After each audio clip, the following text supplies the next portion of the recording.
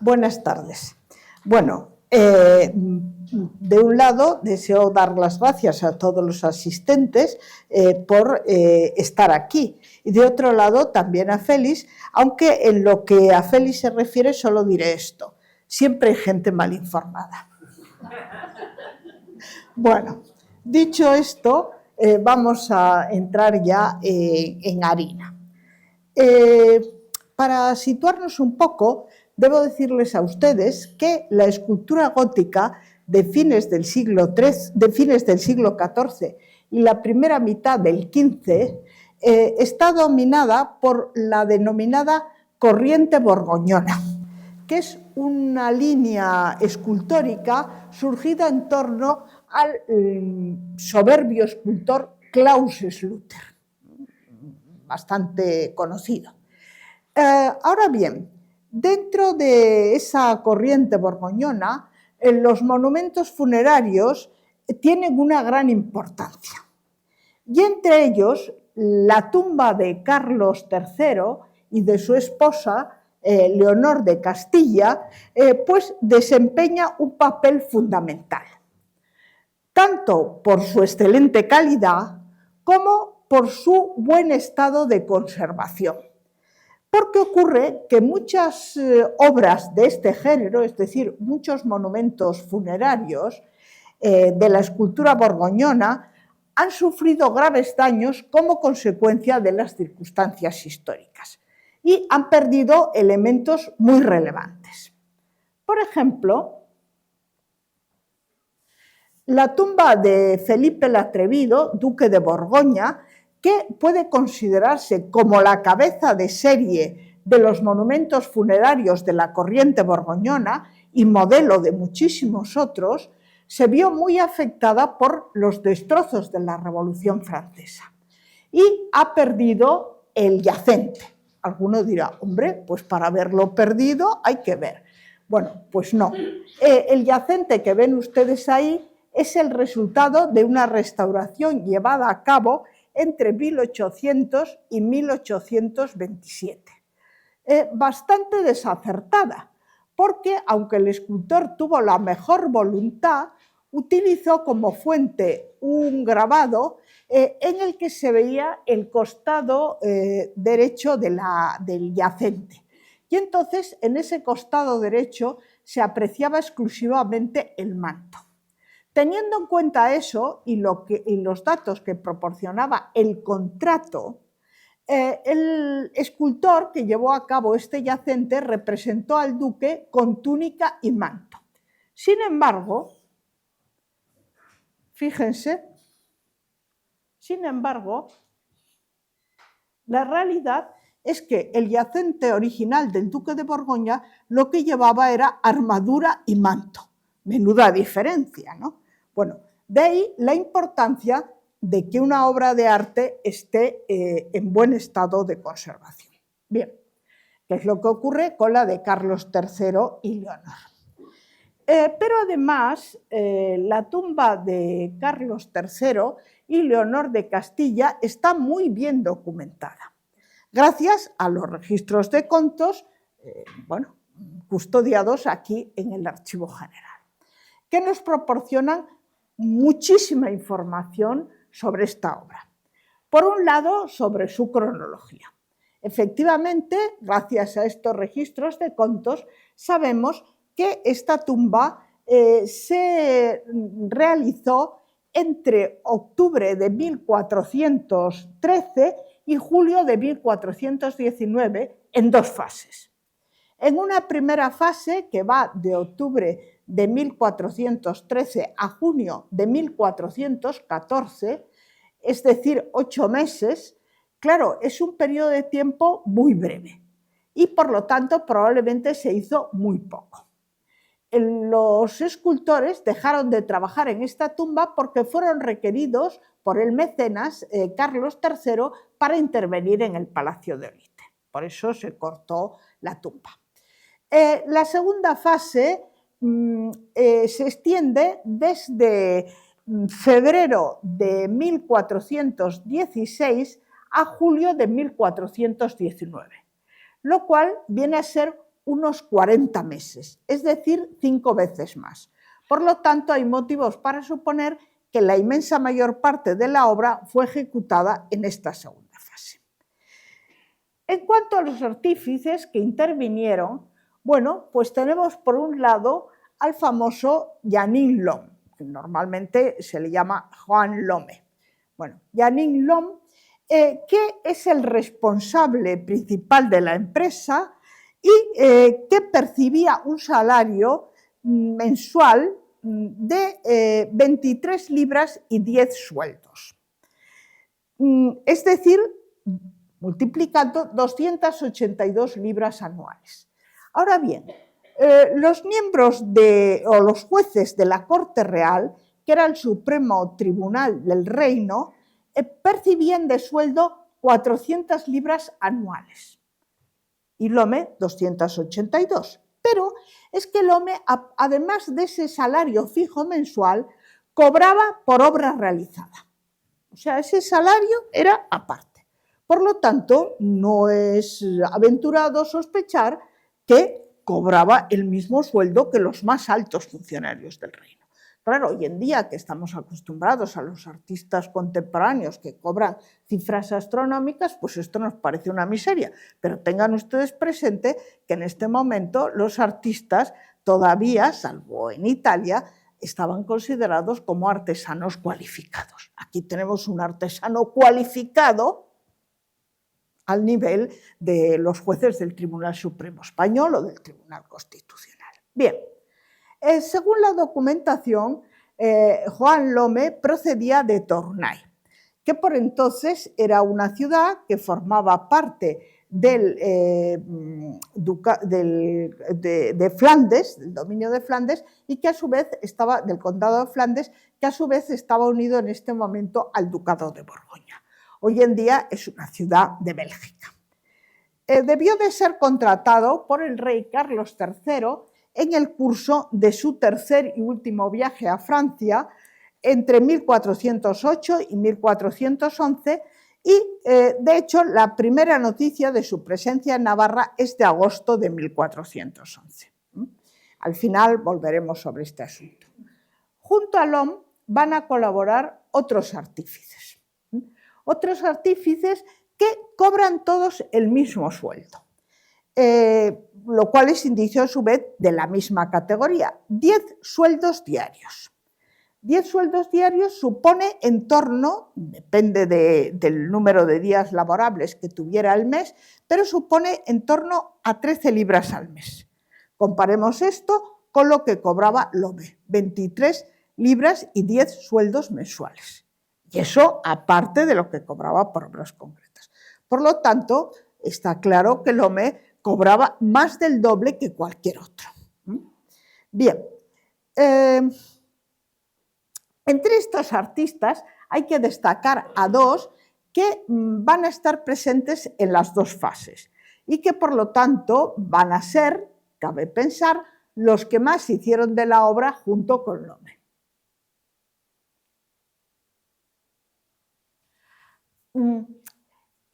Estos dos que están presentes en las dos fases son Michel de Reims, que lógicamente a jugar por su nombre era un francés, y Annequin de Sora, que por el contrario, exactamente igual que Lome, debía de proceder de los Países Bajos meridionales, es decir, de la actual Bélgica. Junto a estos dos artistas tenemos otros tres que intervinieron solo en la primera fase, que son Joan de l'Isla, es decir, de Lille, una localidad francesa, Vicent Hullard y Joan de Borgoña.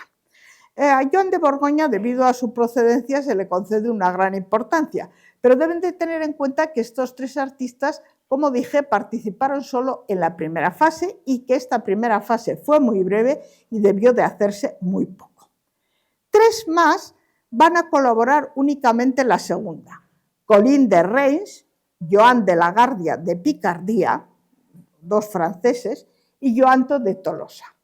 Colin de Reims es el que tuvo un papel más destacado porque trabajó durante casi un año, mientras Joan de la Guardia de Picardía interviene solo al final y pudo hacer muy poco.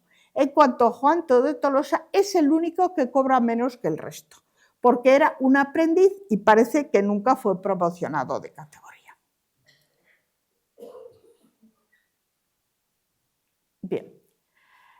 La tumba de Carlos III y Leonor, como pueden ver ustedes en esta imagen, sigue la tipología de cama sepulcral exenta. Y está hecha en piedra arenisca, que originalmente es un paralelepípedo de piedra arenisca que originalmente estuvo pintado de negro. Actualmente está pintado de verde oscuro con vetas imitando mármol. Sobre ese paralelepípedo, sería esto, esta parte, sobre ese paralelepípedo está la losa un poco mayor del mismo material y color. Encima de esa losa descansan los yacentes, es decir, Carlos III y Leonor, cobijados por doseles arquitectónicos y con los pies apoyados en animales. Luego, en torno a los costados, se desarrolla el cortejo funerario integrado por plorantes que igualmente están protegidos por doseles arquitectónicos y apoyados en peanas esculpidas. Todos estos elementos arquitectónicos y escultóricos, como están ustedes viendo, están realizados en mármol, en concreto de las canteras de Sástago, en Aragón. En mármol no, perdón, qué disparates digo, en alabastro. En alabastro con toques de policromía y de dorado que se conservan especialmente en el caso de los yacentes. Bien, los yacentes son precisamente el elemento más relevante y más llamativo del monumento. Como pueden ustedes ver, bueno, pues se muestran frontales, hieráticos, con los ojos abiertos, clavados en la bóveda y las manos unidas en actitud orante. Tiene, ya digo, frontales, hieráticos, manos unidas en actitud orante. El yacente del rey, de Carlos III, lleva una indumentaria que está compuesta por 3 prendas. La indumentaria además es un elemento muy interesante, como vamos a ver. Una indumentaria compuesta por 3 prendas. Estas prendas son, en primer lugar, una túnica larga hasta los pies y con unas mangas muy ajustadas, cuya túnica solo es visible precisamente en la zona de los puños y en la parte inferior, este trozo, digamos, donde presenta unos pliegues tubulares pues muy bien labrados. Sobre esta túnica el rey vestía una segunda prenda, que es una sobretúnica, que es más corta, como vemos aquí, y con unas mangas muy amplias, y que estaba adornada tanto en las bocamangas como en el borde inferior por una greca pintada de color azul y salpicada de flores de lis. Se me ha olvidado decir que esta sobretúnica además estaba abierta por los laterales, es decir, una túnica larga, una sobretúnica más corta, abierta por los laterales con mangas amplias y tal. Y sobre esto lleva un manto que es del tipo soc o socus, que era un manto que era utilizado por los reyes en ocasiones muy solemnes. Este manto tiene una abertura lateral, está abierto por la derecha y sujeto en el mismo hombro derecho por un broche.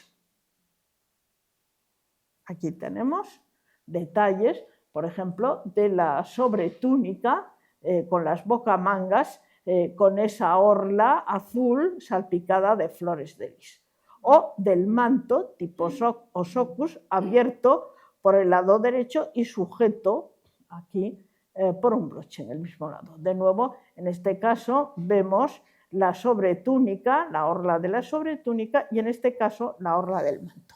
En el caso del manto, la orla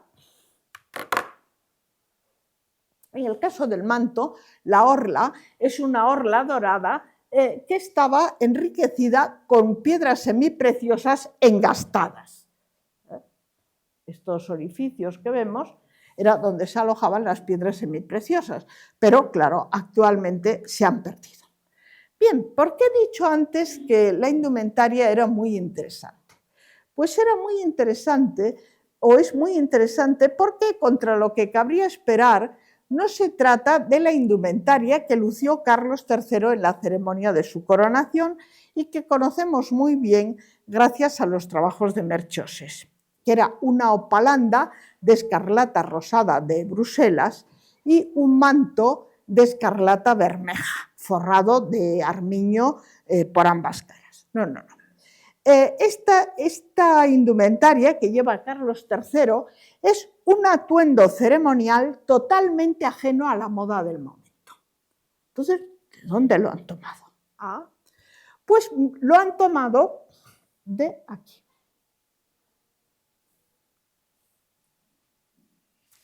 Lo han tomado de los yacentes de las tumbas de los reyes franceses de la dinastía de Valois, que a su vez fueron los primeros en introducir la costumbre de representar sus yacentes con la misma indumentaria que lucían en la ceremonia de coronación. Porque en los reyes anteriores, los yacentes aparecen vestidos siempre con una túnica y una capa de cuerda. El hecho de representar los yacentes con esta indumentaria, es decir, una túnica larga hasta los pies, una sobretúnica un poco más corta y un manto soc o socus abierto por el costado derecho, esto aparece por primera vez con los yacentes de la dinastía de Valois. Y sabemos que era la indumentaria que ellos utilizaron en su coronación. Yo siempre he pensado, esto quizás sería mejor dejarlo a los historiadores, que el motivo por el cual los Valois hicieron representar sus yacentes con la indumentaria de la coronación es porque, como saben ustedes, su subida al trono fue algo discutida y evidentemente estaban mucho menos seguros que los reyes anteriores. Entonces, todo argumento era bueno para reforzar nuestros derechos a la dignidad real. Bien, de hecho, si nos fijamos, el yacente de Carlos III, en concreto su indumentaria, se parece muchísimo al yacente de Carlos V, rey de Francia, de la casa de Valois, que era su tío. Alguno dirá, oiga, nos toma usted la pelambrera, ¿no? ¿Dónde están aquí las orlas azules y las doradas y las piedras engastadas? Bueno. El yacente de Carlos V, exactamente igual que el de Felipe el Atrevido, duque de Borgoña, aunque en menor grado, fue víctima de las atenciones de los revolucionarios franceses. Entonces sabemos que originalmente estaba ricamente policromado, seguramente con orlas, incluso llevaba el cetro y la mano de la justicia en bronce, igualmente la corona. Entran unos malvados, no debía hacer esto, pero no lo puedo evitar. Perdón, señor. Mire, destruir es muy fácil. Y luego, al cabo de no sé cuánto tiempo, lamentamos esas destrucciones. Seguramente los que hicieron esto, pues lo hicieron con la mejor voluntad, cuanto mejor, y, en fin, bueno, hemos perdido mucho más. Bien, la cabeza de Carlos III, que es una pieza magnífica, de una calidad excepcional, como puede ver cualquiera, y tratada con gran delicadeza de modelado, se ha considerado un retrato del soberano. Y es muy probablemente que así sea. Bueno, como ven ustedes, su forma tiende a la cuadratura, el cutis es un cutis relativamente terso, parece que está mal decir esto tratándose de un caballero, pero bueno, relativamente terso, aunque tiene unas finas arrugas sobre la frente, bastante más marcadas en el caso del rabillo del ojo y de las comisuras de los labios. Los ojos, como ven ustedes, están abiertos y los párpados están marcados con una doble incisión. La nariz, bien proporcionada, fina, es ligeramente aguileña y están trabajados incluso los orificios nasales. En cuanto a la boca, bueno, pues está cerrada y los labios son muy finos y apretados. Lo que más ha llamado la atención quizás son las orejas, por el realismo y la perfección de su labra, porque suele ser un elemento que falla bastante en las esculturas. Bien, en lo que se refiere, al pelo, pues aquí sí que está cortado a la moda de la época. Es un peinado de tipo escudilla, que viene a ser como un casquete, está cortado muy alto y recto sobre la frente, desciende en diagonal por las sienes, pero siempre manteniéndose muy corto, de forma que deja perfectamente visibles las orejas y aún la nuca.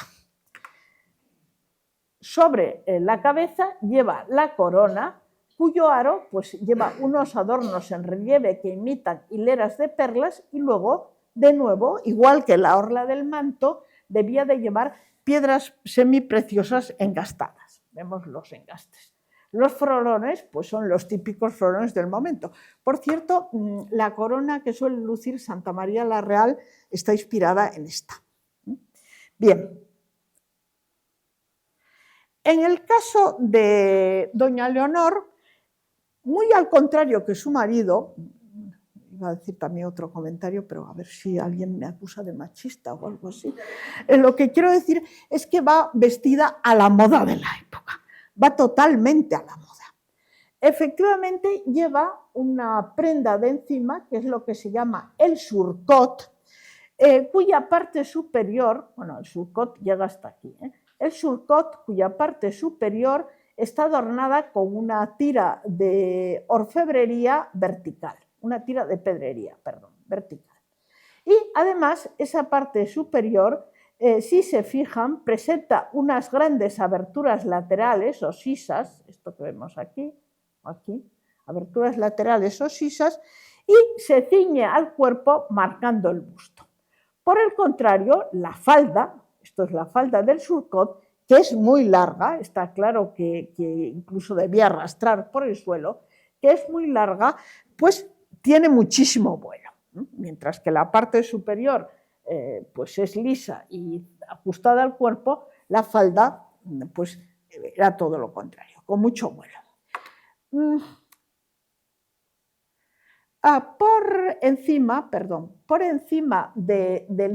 Por debajo del surcot, el surcot es esto, llevaba una saya o gonela, que solo resulta visible en las mangas, vemos aquí, en las mangas que son muy ajustadas y, si se fijan ustedes, excepcionalmente largas, de manera que cubrían parte de la mano de la persona. Esa saya o gonela también vemos, al ser visible por las sisas del surcot, vemos que la mitad superior era lisa y ajustada al cuerpo, según la moda francesa, mientras que la mitad inferior, observen aquí estas líneas, la mitad inferior, por el contrario, debía de ser despegada del cuerpo y con mucho vuelo. Bueno, esta indumentaria, y particularmente el surcot, la encontramos en muchísimas imágenes de reinas y de damas de la alta nobleza francesa ligeramente anteriores o contemporáneas. Podría citarles a ustedes muchos casos, pero bueno, aquí tienen un ejemplo clarísimo. Esta estatua de la reina Juana de Borbón, mujer del caballero que hemos visto antes en el yacente, Carlos V, rey de Francia, Juana de Borbón, mujer de Carlos V, rey de Francia, que es una escultura que se ha discutido mucho cuál fue su destino original. Actualmente se piensa que estaba hecha para el Palacio del Louvre. Bueno, pues observen ustedes que, aunque esto no era un yacente, pues viste el mismo tipo de indumentaria, es decir, un surcot, de nuevo con unas grandes sisas o aberturas laterales, con esta orla de pedrería, etcétera, etcétera, y además con la parte superior ajustada al cuerpo, marcando el busto, y la parte superior, por el contrario, dotada de mucho vuelo. Y como debajo de ese surcot llevaba una saya o gonela. Bien, El conjunto de la indumentaria de doña Leonor se completaba con un cinturón de orfebrería que estaba colocado sobre la saya, más o menos a la altura de las caderas, y que se podía ver a través de las sisas. Idem ocurre en el caso de Juana de Borbón. Bien. La cabeza de doña Leonor presenta un contorno ovalado, no es cuadrada como la de su marido, ha resultado, en fin, un poco atractivo. Bueno, pues es un contorno ovalado, ligeramente mofletuda y con una barbilla redondeada. Los ojos, la nariz y la boca son un poco más pequeños que los de su marido, cosa bastante lógica. En el caso de la nariz, así como la de Carlos III era un poquito aguileña, esta es recta. Y en cuanto a la boca, los labios son un poco más gruesos y no están tan apretados. El tocado consiste en una crespina, que es una especie de tocado de red hecho con materiales de lujo, probablemente con oro, y que además estaba adornada con una tira de orfebrería muy similar al cinturón. Sobre la cabeza lleva una corona que vemos que es idéntica a la de su esposa. Las cabezas de ambos cónyuges descansan en unos almohadones en los cuales lo más interesante es el hecho de que llevaban unas inscripciones en letras doradas con el emblema del rey. Buena fe, bueno, en francés, bonne foi. Lo malo del caso es que, pues como ven ustedes, están muy borrosos, pero pueden ustedes creerme que era eso, bonne foi. Y los pies se apoyaban, según costumbre, en animales. En el caso del rey, un león tratado con un gran realismo. Recuérdense que Carlos III tenía un pequeño zoológico en Olite y sabemos que, entre otros animales, tenía leones. Por lo tanto, Lome pudo perfectamente, digamos, copiar del natural. Quizá ha suscitado siempre más interés los animales en los que apoya los pies la reina, que son un par de perrillos que se disputan un hueso, lo cual ha dado pie para decir que era el reino de Navarra, el hueso era el reino de Navarra, disputado por los poderosos vecinos, Castilla, Francia, etcétera, etcétera. Lamento mucho comunicarles a ustedes que este asunto de los perros disputándose el hueso es un tema tradicional, no voy a decir frecuente, pero sí tradicional en el arte funerario, y que el hueso alude a la vida humana, digamos, roída por el paso del tiempo. Digo, porque claro, en el caso de doña Leonor, habida cuenta de las posteriores circunstancias históricas, uno puede decir, no, ¿qué dice usted? No, el hueso era la pobre Navarra roída por los poderosos vecinos. Y yo pregunto, en el caso de esta otra tumba, que es la de Margarita de Flandes, hija de Felipe V, rey de Francia y esposa de Luis I, conde de Flandes, ¿qué es el hueso? ¿Qué era? ¿Flandes? Bien. Finalmente, sobre las cabezas de los reyes había doseles, cuyos doseles lo que hacen es simbolizar la bóveda celeste.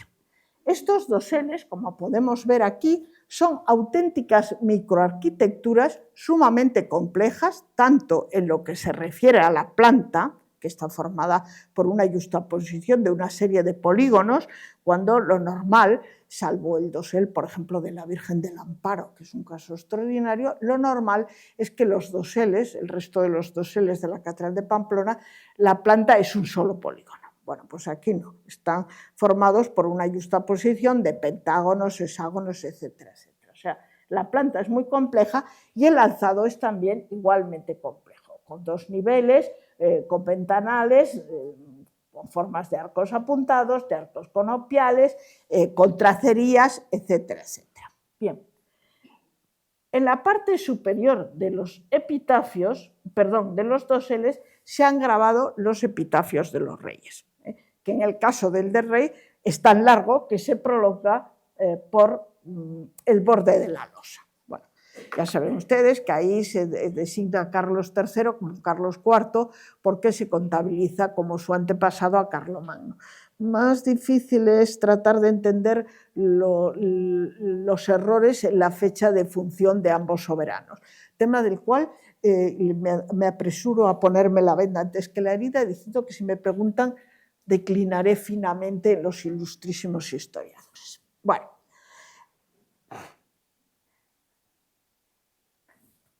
el conjunto del sepulcro se complementa con la procesión de los plorantes que componen el cortejo funerario y que se despliegan a lo largo de los 4 costados de la tumba, son en total 28, a razón de 6 en los lados cortos y 8 en los lados largos. Vamos a ir pasando.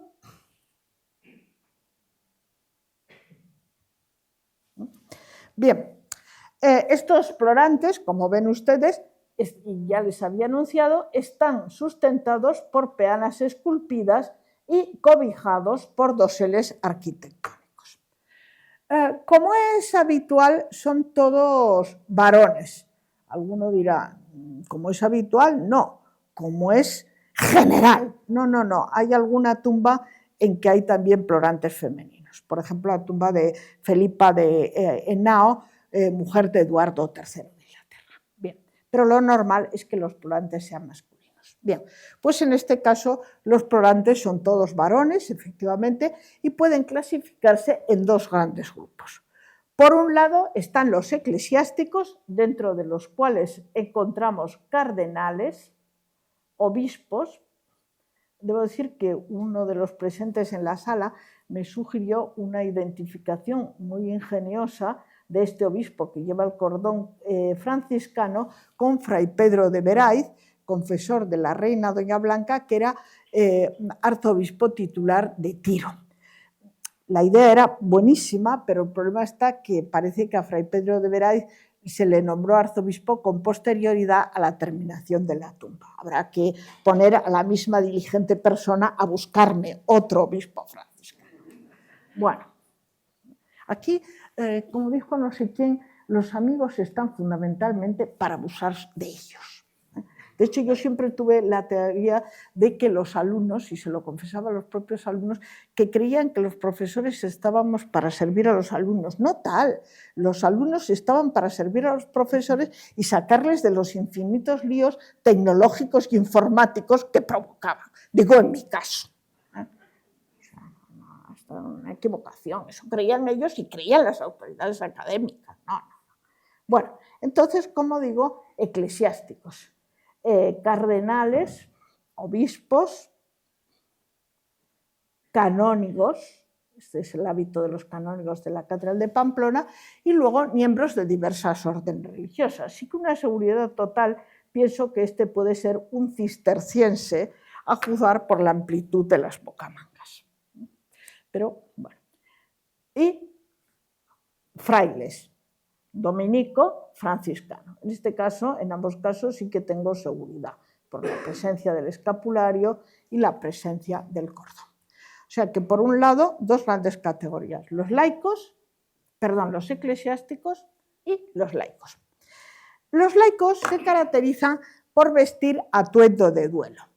Y aquí caben distintas variantes en función de su relación con el difunto o de su categoría. De tal manera que vamos a encontrar unos laicos como este, con atuendo de gran duelo. El atuendo de gran duelo consistía en una túnica larga hasta los pies y un manto también muy largo, cerrado, es decir, era un manto que se metía por la cabeza, cerrado, redondo y pues también relativamente largo. A veces normalmente estaba provisto de capucha, pero lo fundamental era que era un manto redondo y cerrado. Bien, este era el atuendo de gran duelo. Luego estaba el duelo atenuado, que el duelo atenuado, la indumentaria de duelo atenuado, ofrecía a su vez 2 posibilidades. Una posibilidad era una túnica larga y un manto abierto por un lateral, abierto por un costado. Y la otra posibilidad era una túnica semicorta y manto. Y por último nos encontramos con que los grandes oficiales de la corte, su indumentaria consistía en una túnica muy larga, una vestidura larga, sin manto.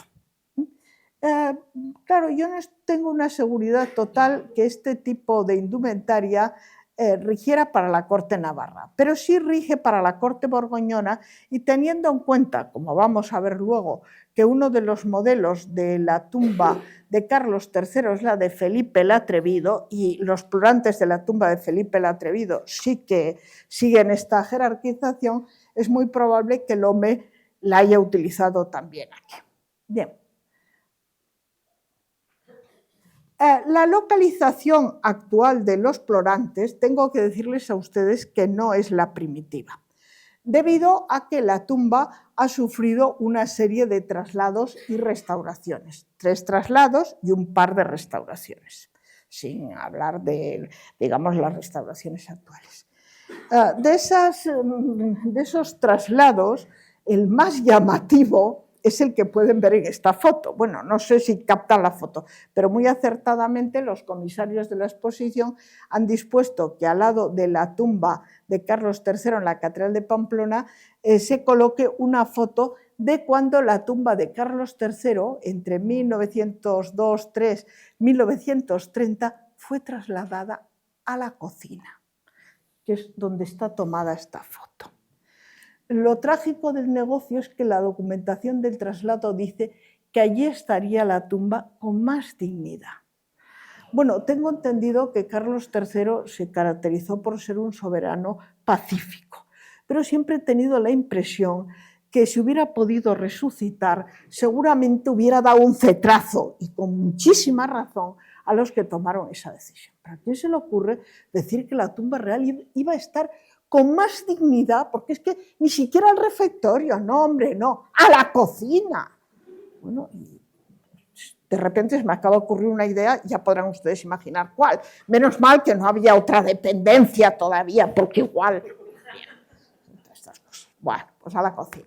Claro, bromas aparte, como consecuencia de todos estos traslados, fundamentalmente de este, el orden original de los plurantes, se fue al garete.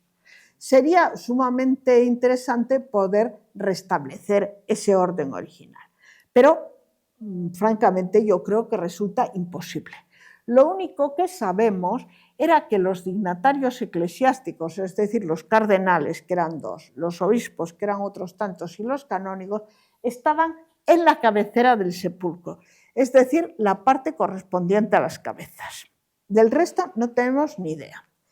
Quizá hay que pensar que seguían el mismo sistema que en la tumba de Felipe el Atrevido, duque de Borgoña, donde el cortejo funerario mantenía un orden jerárquico, de tal manera que en la cabeza estaban los dignatarios eclesiásticos, a continuación venían los restantes eclesiásticos, monjes, frailes, etcétera, etcétera, y por último, cerrando la procesión, iban los laicos, colocados también según su grado de duelo. Por cierto, creo que no les dije que el grado de duelo dependía de la proximidad del representado al difunto o de su categoría. Bien, un examen atento de los plurantes ha llevado a descubrir ya desde Hanke que estos plurantes en muchos casos estaban concebidos por parejas, cuyos componentes no solamente pertenecían a la misma categoría social o religiosa, sino que en general eran muy parecidos, porque se representaban con las mismas posturas y ademanes y vistiendo la misma indumentaria, tratada además de igual manera. Yo creo que esto se puede ver muy bien en el caso de los 2 cardenales. Prácticamente son iguales, excepto el ademán. muchas veces ocurre esto, que estas parejas eran casi idénticas, pero lo que se hacía para evitar caer en la monotonía era aplicar, algo que se ha hecho aquí, lo que se llama el efecto espejo, es decir, invertir la posición de la figura, girarla, pero eran muy parecidas. Bueno, aquí tenemos una pareja, la pareja de los cardenales, otra pareja, la pareja de los canónigos. Prácticamente la única diferencia es el ademán de este canónigo que está enjugándose las lágrimas, pero si se fijan, por lo demás, vestuario, posturas, etcétera, etcétera, es prácticamente idéntico. Pero efectivamente la cabeza se gira en la dirección opuesta porque se ha aplicado el efecto espejo. Idéntico en estos dos plorantes que ya pertenecen a la categoría de los laicos, de los que llevan además el duelo atenuado, con una túnica semicorta y manto. Y por último, una pareja de dos grandes oficiales. Bien. Como les dije, los plorantes se apean en peanas, en ménsulas, que están esculpidas. Y los motivos de esas peanas son variados. Hay, digamos, tres tipos de motivos. Motivos vegetales, hay muchas peanas que llevan motivos vegetales y a su vez con distintas especies vegetales. Los motivos vegetales más frecuentes son que son hojas de roble con bellotas, o este otro, que son unas hojas cuya especie vegetal no he podido identificar, pero que, bueno, las he denominado de bordes rizados. Luego tenemos unas pocas peanas, solamente 3, que llevan motivos humanos. La figura de Adán, tapándose el seso, un green man y un serafín. Pero las peanas más interesantes son las que están decoradas con animales. Porque ocurre que en muchos casos esas peanas de animales han servido, aquí tienen una peana con un animal que es un dragón que está volviendo la cabeza para morderse el ala. Bueno, pues en muchos casos esas peanas esculpidas con animales han servido como modelo para esculturas del propio templo catedralicio, para capiteles, como es este caso, o para ménsulas del templo catedralicio. Por ejemplo, ven aquí un capitel de la zona de la girola que representa a un dragón exactamente en la misma postura, volviéndose sobre sí mismo y mordiendo la cola. Bueno, aquí tenemos otra ménsula de la tumba de Carlos III con un combate entre un oso y un león que ha servido de modelo para esta ménsula de la capilla de Santa Catalina. Eso sí, han introducido una pequeña diferencia. En la ménsula del sepulcro, entre ambos animales había una hoja y aquí, bueno, pues de una manera mucho más divertida, ha introducido un jabalí comiendo bellotas. Bien. Entonces, además, no solamente estas peanas han servido de modelo para capiteles o para ménsulas del templo catedralicio, sino que en bastantes casos la calidad de la escultura de esos capiteles y de esas ménsulas, por ejemplo esta, es tal que hay motivos para sospechar que fueron labradas por el mismo taller. Bien. En cuanto a los baldaquinos, son lógicamente más sencillos que los baldaquinos de los yacentes, tienen un plan trapecial y la bóveda es un único polígono y el alzado, en vez de tener 2 niveles, como los doseles de los yacentes, tiene solo uno que está inspirado en el nivel inferior de los doseles de los yacentes.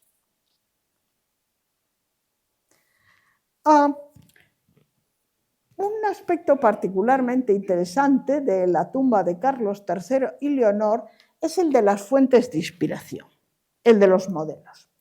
Parece que esta tumba tuvo claramente 2 modelos fundamentales, si bien hay que advertir siempre una cosa.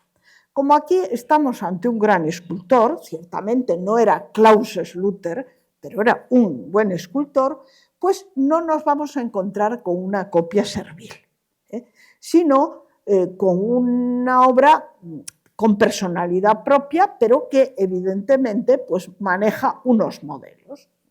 Bien, quizá en nuestro mundo que está tan obsesionado por la idea de la originalidad, esto resulta peyorativo, pero les aseguro que en esta época no lo era en absoluto. Esos modelos son, de un lado, la tumba de Felipe el Atrevido, duque de Borgoña, que ya cité al principio, y que fue ejecutada entre 1384 y 1410. Es decir, ya estaba terminada cuando Lomé viene aquí. Digo esto porque luego diré que es muy probable que la conociera.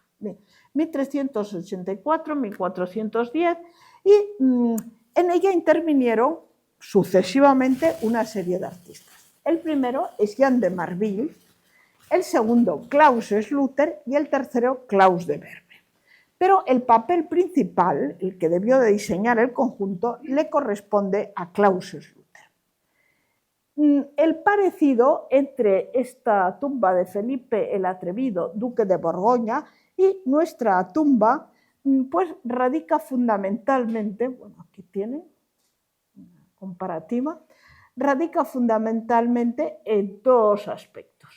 Por un lado, en los baldaquinos, en los elementos arquitectónicos, los baldaquinos, que quizá les parezca por la diferencia de color, ya lo siento, aunque la persona que me ha ayudado a montar el PowerPoint ha hecho prodigios, pero claro, no sé cómo decir, yo lo hago tan mal que haciendo prodigios y milagros esa persona no todo ha podido corregir y no ha podido igualar los colores siempre.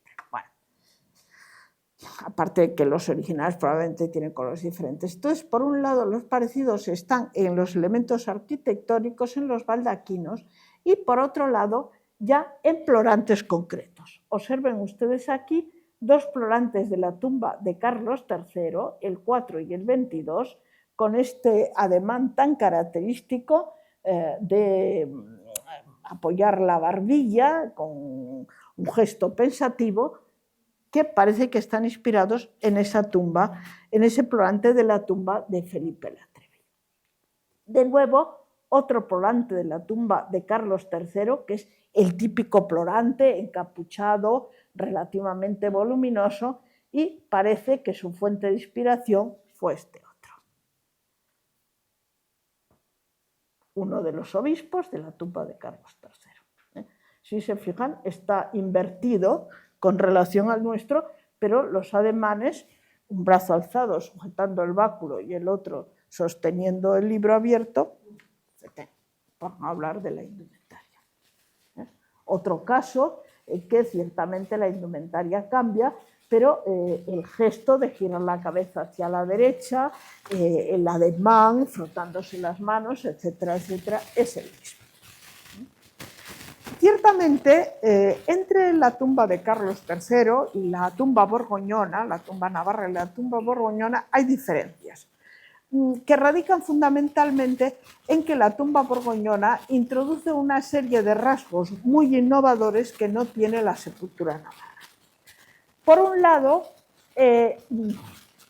los baldaquinos en la tumba borgoñona están concebidos como un espacio unido, un espacio único a modo de galería de claustro. Y el cortejo funerario está concebido como una procesión coordinada. Por el contrario, en la tumba de Carlos III, los baldaquinos están individualizados y los plorantes están aislados. Segunda diferencia. En la tumba de Borgoñona, el yacente estaba concebido acostado. Alguno me dirá, oiga, pero no nos ha dicho que el yacente es del 20. Vamos a ver. En lo que a eso se refiere, el yacente sí que está bien ejecutado. Si yo ahora pasara para atrás y les mostrara el dibujo del yacente original, verían que está concebido, que la figura está concebida como una figura acostada, cosa que se aprecia en el tratamiento de las vestiduras que caen sobre la ropa. Mientras que, por el contrario, los yacentes de la tumba de Carlos III están concebidos como figuras erguidas. En este sentido, podríamos decir que la tumba borgoñona representa una innovación de la fórmula tradicional que viene o que está establecida por las sepulturas reales francesas de mediados del siglo XIII. Mientras que la tumba navarra es más bien un perfeccionamiento de esa fórmula tradicional. Bien.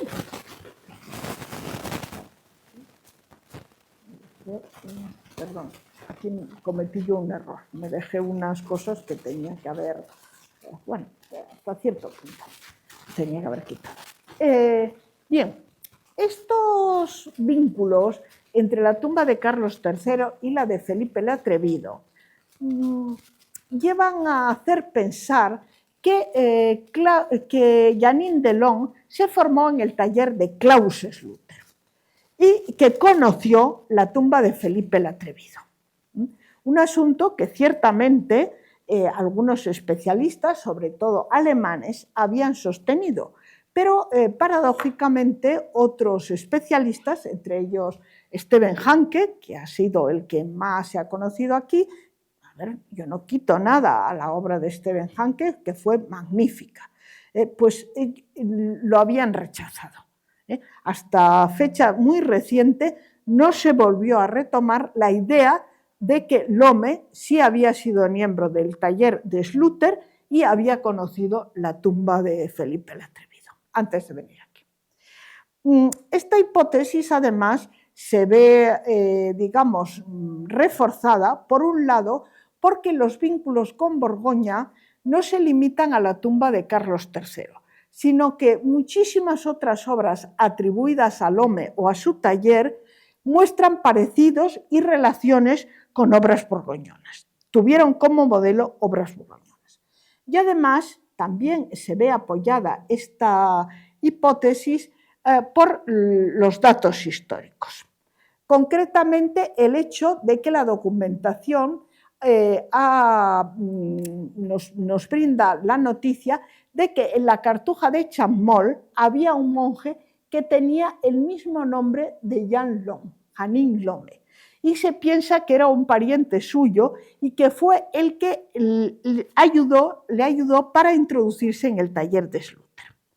También el hecho de que Lome aparezca por primera vez en Navarra en 1411, en agosto de 1411, ayuda a pensar que fue contratado por Carlos III en el curso de su último viaje. Y en ese último viaje, de 1408 a 1411, sabemos que Carlos III pasó por Dijon y conoció la tumba de Felipe el Atrevido y tuvo oportunidad de conocer y contratar a alguno de los miembros del taller de Sluter. Y por último, incluso se ha pensado que Johan Lom quizá es un artista, hay que identificarlo con un artista que aparece en la contabilidad de Champmol, que se llamaba Janine, y formaba parte del taller de Claus Sluter, y al que, bueno, se le atribuye, no, está documentado que realizó el dosel, de ahí mi agazapamento, el dosel que cobijaba la Virgen del Mainel de la portada de la Cartuja de Champmol, de la iglesia de Champmol. Bueno, aquí tiene, esto es lo que tenía yo que haber mostrado. Yo observé cómo ese dosel que protege la Virgen del Mainel de la puerta de la iglesia de la Cartuja de Champmol tiene bastante parecido con los doseles de los plorantes de la tumba real. Bien, pero la tumba de Carlos III no tiene un único modelo, sino que tiene otra fuente de inspiración, que es el sepulcro de Carlos V, rey de Francia. Si en el caso anterior se había planteado la relación entre la tumba de Carlos III y la de Felipe el Atrevido, pero había especialistas que la habían rechazado, en el caso de la tumba de Carlos V, rey de Francia, hasta fecha muy reciente, jamás se planteó esa relación. ¿Por qué? Pues por una excelente y dramática razón. Porque la tumba de Carlos V y de su esposa, Juana de Borbón, fue destruida en el curso de la Revolución, de tal manera que solo nos ha quedado, y muy desvirtuado, como han visto ustedes, el yacente del rey. Entonces, Ciertamente existían dibujos, los famosos dibujos de Gainieres y tal, pero no se habían tomado en cuenta. Entonces, había pasado totalmente desapercibido ese vínculo. Sin embargo, está claro que existen coincidencias interesantes entre la tumba de Carlos III y la de Carlos V, rey de Francia, y su esposa Juana de Borbón. Primera coincidencia, al contrario que la tumba de Felipe el Atrevido, la tumba de Carlos V era una tumba doble, una tumba matrimonial, porque la de Felipe el Atrevido estaba solo él. Segunda coincidencia, el empleo de doseles arquitectónicos. En la tumba de Felipe el Atrevido no había doseles, lo que había a la cabeza del difunto eran un par de ángeles que llevaban su casco, mientras que en la de Carlos V sí que se empleaban doseles. Y, detalle interesante, por lo mínimo, el epitafio de Carlos V, de su señora esposa, estaba grabado también en la parte superior de los doseles. Y tercera coincidencia, la indumentaria de los yacentes, que ya les dije, antes ya les comparé el yacente de Carlos V con el yacente de Carlos III de Navarra, pero observen ahora el yacente de su señora esposa, de nuevo con el surcot y la saya gonela.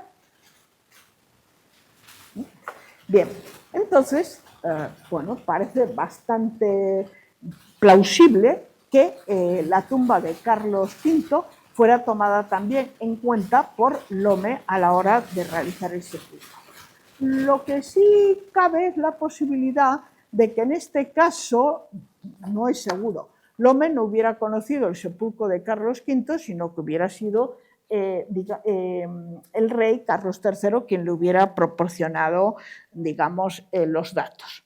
En cuanto a por qué motivo Carlos III utilizó como modelo estas dos sepulturas, o mandó utilizar como modelo estas dos sepulturas, pues en el caso de la de Felipe, duque de Borgoña, está claro. En ese momento, el foco principal de la escultura borgoñona era Dijon, y las obras más pioneras, más innovadoras, eran las que se hacían ahí, no en París.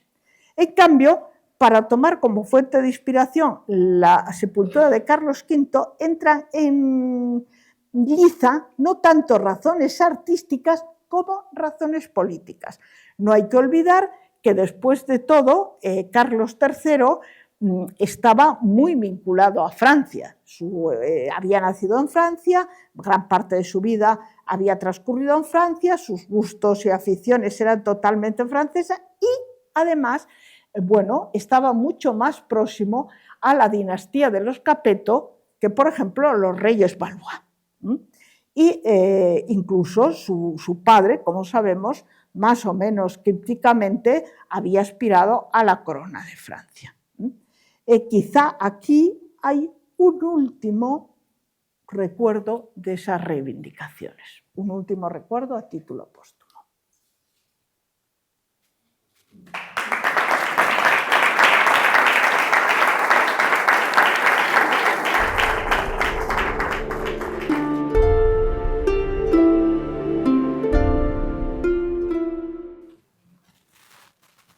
Por aquí, quiero decir que están hechas en más de una pieza. No sabía decir cuántas, muchas no, desde luego. ¿Alguna otra cosilla?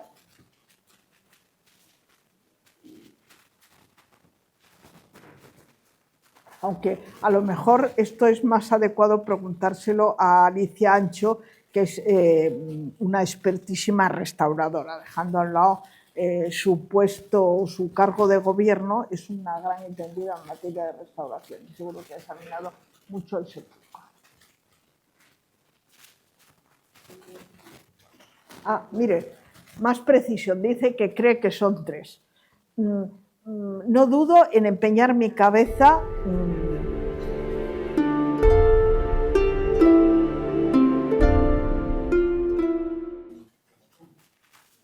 Eso siempre es un asunto que siempre se ha discutido Pero la realidad del caso es que yo creo que no son retratos. Claro, en algún caso, como los cardenales, es muy tentador pensar que era Martín de Salva y tal. Incluso en alguna otra de las vamos a ver si llega un plorante, hay uno de los plorantes que tradicionalmente se había identificado con el príncipe de Viana, pero el príncipe de Viana en ese momento todavía no había nacido. Y para el caso, esta tendencia a tratar de identificar los plorantes con personajes históricos concretos es bastante constante. También se hizo con la tumba de Felipe el Atrevido, duque de Borgoña. Sin embargo, actualmente, por lo menos para la tumba de Felipe el Atrevido, nadie sostiene ya esas identificaciones. Estaría muy bien y tal, pero... Y en cualquier caso, pues probablemente, a ver, sin descartarlo del todo, no tenemos ninguna prueba a favor.